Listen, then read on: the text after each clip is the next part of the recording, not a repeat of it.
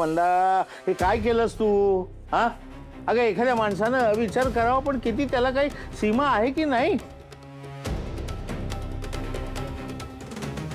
घराला आग लागली असती तर केवढा मोठा अपघात झाला असता. कळतंय का तुला? आणि मी म्हणतो एवढं काय झालंय? हा सांग ना काय झालंय?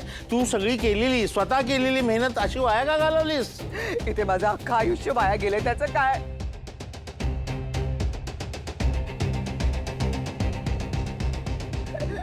माझ्या सगळ्या इच्छा मारल्या गेल्या त्याचं काय? मला मिस इंडिया व्हायचं होतं, नाही झालंय. माझं तुमच्याशी लग्न झालं.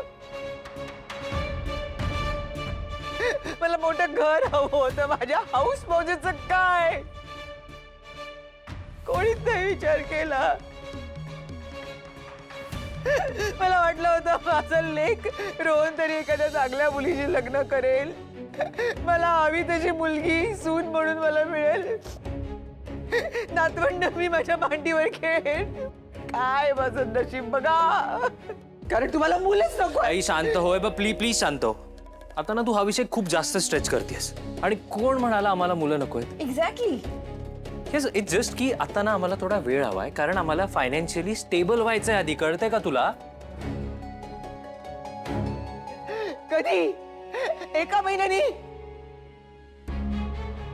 एका वर्षांनी? 6 वर्षांनी? आई ते आम्ही नाही सांगू शकत असं. ओके. आणि तुम्ही असं नाही विचारू शकत खरं तर. म्हणजे तुम्हाला मुलंच नको आहे ना? तुम्हाला आई बाबा बनायचंच नाहीये ना? तुम्ही स्पष्ट सांगा ना. मग कशाला पाहिजे हे सगळं? जाऊ दे ना ही स्वेटर, ही खेळणी जाऊ दे, ही खड्ड्यात जाऊ दे, ही सगळ्याची राग होऊ दे. नकोय माझ्या डोळ्यासमोर, नकोय. मंदा बस बस झालं. हा मी शांतच होते. पण तुम्ही ना तुम्ही निदान या बाबतीत तरी माझी बाजू घ्या ना.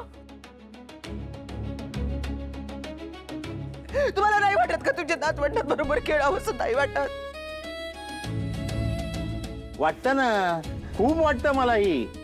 पण मला हेही कळतं की आधीला आणि रोहनला आई बाबा व्हायचंय. एकदा बाळ झालं की त्यांचं आयुष्य बदलून जाणार आहे. त्यामुळं ते कधी होऊ द्यायचं हा निर्णय सुद्धा त्यांनीच घ्यायचा आहे. आता आपल्याला नातवंडाशी खेळावं वाटतं म्हणून आपण त्यांना घाई करू शकत नाही.